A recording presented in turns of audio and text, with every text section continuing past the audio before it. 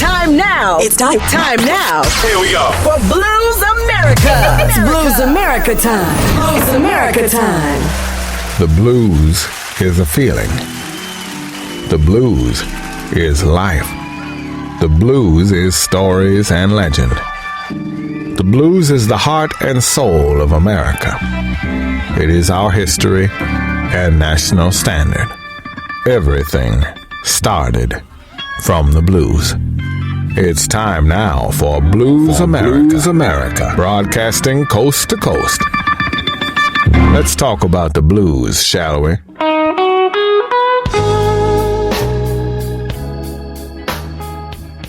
Yes, let's talk about some blues. This is your source for blues talk.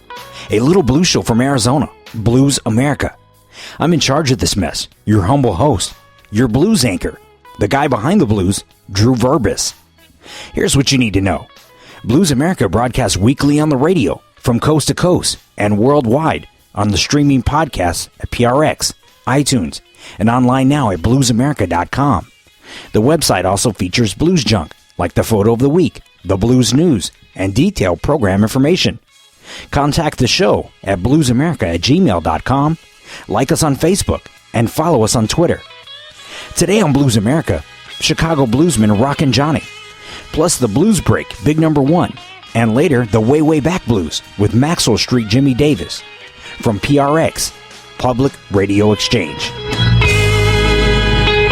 You're listening to Blues America. I'm that guy, Drew Verbis.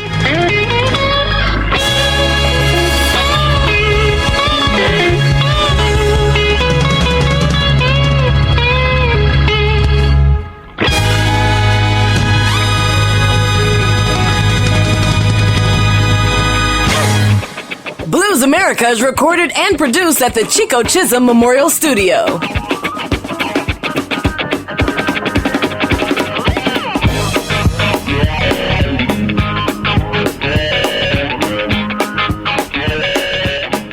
Rockin Johnny is a renowned bluesman who's established himself as a major player on the scene since arriving in Chicago for college during the 1990s.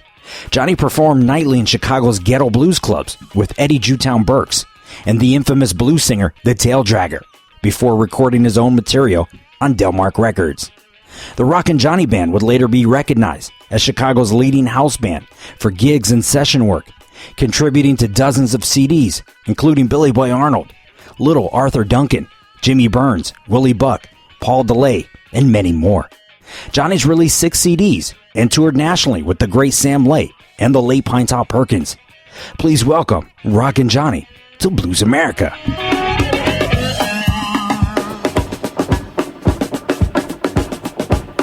Blues America is endorsed by the Phoenix Blues Society. Learn how to become a member at phoenixblues.org. Blues America. Now that's some home cooking.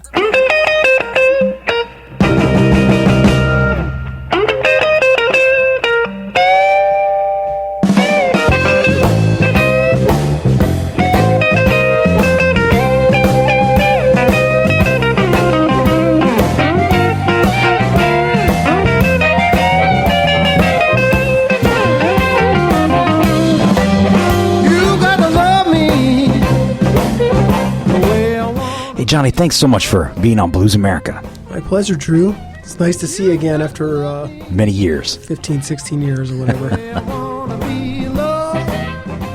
Let's just get right into your new album, Johnny. Tell me about that album. Okay, I just did my 6th Rockin Johnny CD, and I think this is the best received one that I've done since my first one that came out back in 98. That was straight out of Chicago, but this CD is called Greetings from Greaseland, and I did it in San Jose, California at Greaseland Studios with Kid Anderson and Aki Kumar. Also, I had June Core on drums and Vance Ellers on bass, so all my CDs previous to this have always been Chicago. I live in Chicago, and all my CDs have been recorded in Chicago with Chicago musicians, with the regular people I was playing with at the time. So I thought that I should change the scenery a little bit and just do something with a fresh approach. So that's how I did Greetings from Greaseland.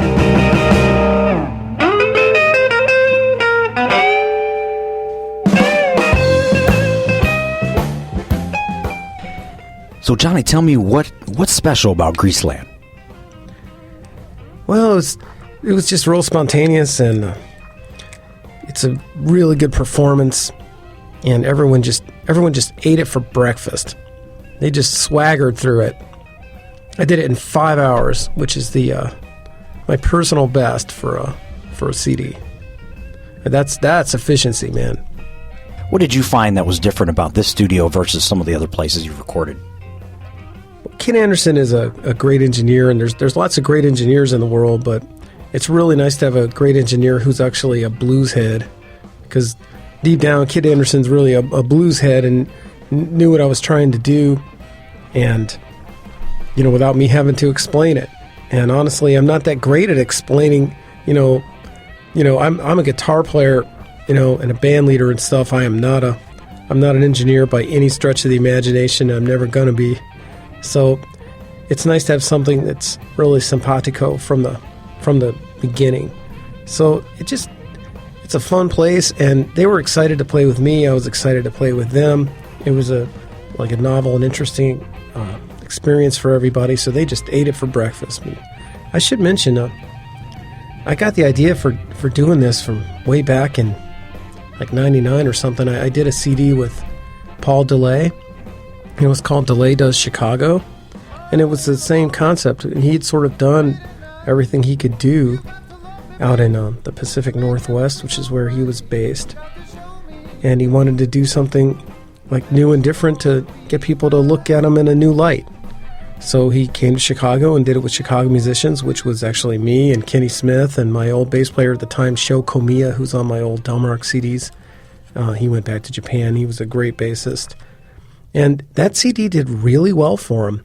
And it still pays off. There's people I run into when I'm traveling, to this day, who are like, I love that CD, DeLay Does Chicago. It just made people, look at him in a new light.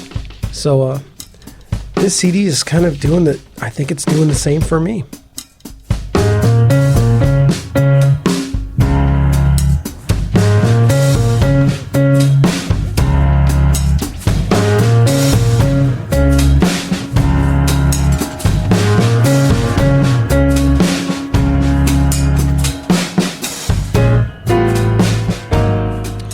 Describe the studio for me if you can. Is it pretty traditional, or I've heard it's got like more of an open air feeling?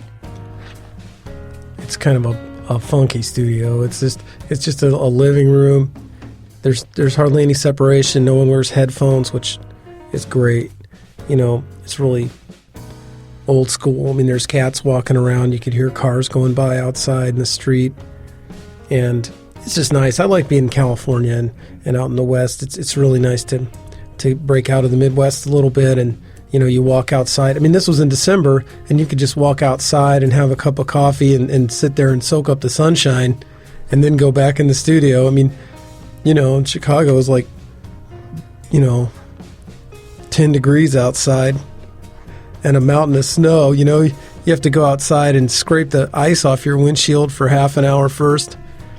And then, bring your tube amp out. I use a PV Classic, because it has no tubes during the winter, because I just don't, it's terrible for the tubes, the cold weather, and they're hot, and then you take it out in the cold weather and you crack your tubes, and, it's just a whole lot easier to play, like when the weather is great.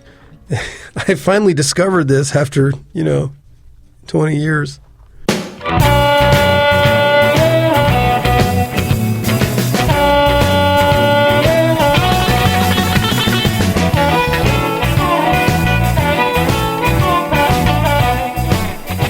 You had mentioned Aki, some of the players, and Aki obviously plays some harmonica, but you do as well. Tell me about that. I just started playing harp about 2 years ago, and I was getting nowhere. I was trying to learn how to play, and I would be practicing when I'm driving around in the car and stuff, and I was getting nowhere, and I finally said, I'm just playing on the gig, whether it's bad or not. I don't care, And everyone kind of looked at me like I was crazy, but I just went ahead and did it. And I remember the first time I did it, it was down in Quincy, Illinois, which is in the southern part of Illinois. But like it was one of those town square shows. The whole town is there, you know. And I got done. I thought I just played harp in front of 2,000 people, you know. And really, I could barely play. I mean, the only thing I could play was You Don't Have to Go, you know. And so my main thing is the real simple harmonica, like Jimmy Reed and Big John Wrencher. And I think I will leave the rest of the little wall turn, the big wall turn, everything. I'm going to leave that to the professionals. But it adds a lot to my show to just play, you know, 4 or 5 songs on harp. I could really do a whole set on harp, but I keep chipping away every gig. I play some harmonica, and people really like it because you know, a lot of my shows are 3 1-hour sets or 2 hour-and-a-half sets or something, and that's a lot of guitar to be hitting somebody over the head with. Yeah. So just to break it up and put some of that Chicago feeling in there, you know, just a nice simple harmonica, has helped me along a lot, and I really enjoy it.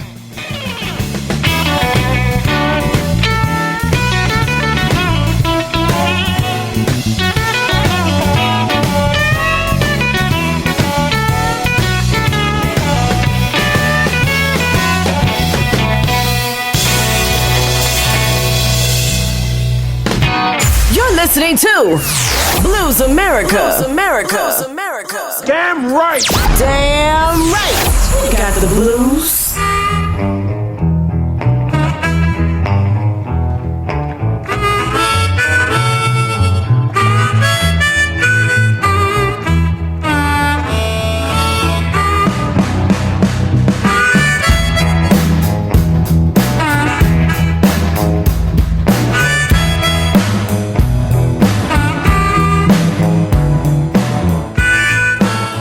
You mentioned Big John Wrencher, an artist known for performing on Maxwell Street, and you have a tribute to him on your album.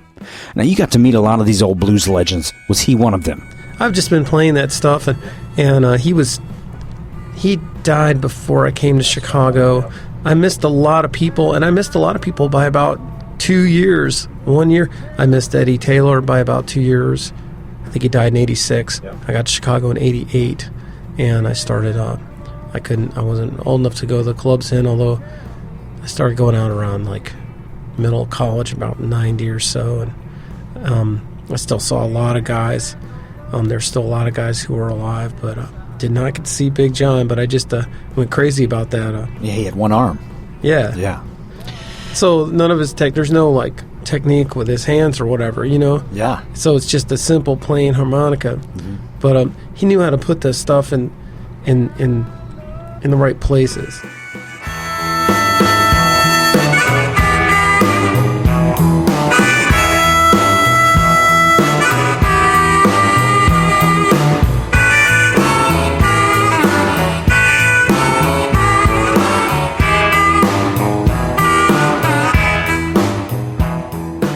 I think you also were probably able to get just the tail end of the last kind of bastion of Maxwell Street before they closed that down. Oh, yeah. Yeah, that was great.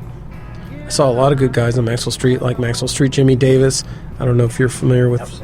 Yeah. He was a smoking guitar player. He was a beast. I loved him. He was so soulful as well. Yeah, and he was great for that John Lee Hooker style. It was great. And I saw him there. And you saw those guys? Yeah. Oh, wow, that's so cool. Yeah. Yeah, in fact, I always tell the story. Maxwell Street Jimmy Davis accidentally set my coat on fire at Rose's. He was like dancing around, and he was had a few too many drinks, and you could smoke in clubs then, and his cigarette. I had just bought this winter coat. I didn't need a winter coat until I came to Chicago, and I just bought this winter coat. It was kind of an investment at the time, and anyway, he was dancing around, and his cigarette must have fallen into my pocket. And I was sitting there with Jake Labatz, who was kind of a protege of he's a real good pre-war player. Lived in Chicago in the 90s, and he said, "Hey man, I think your coat is on fire."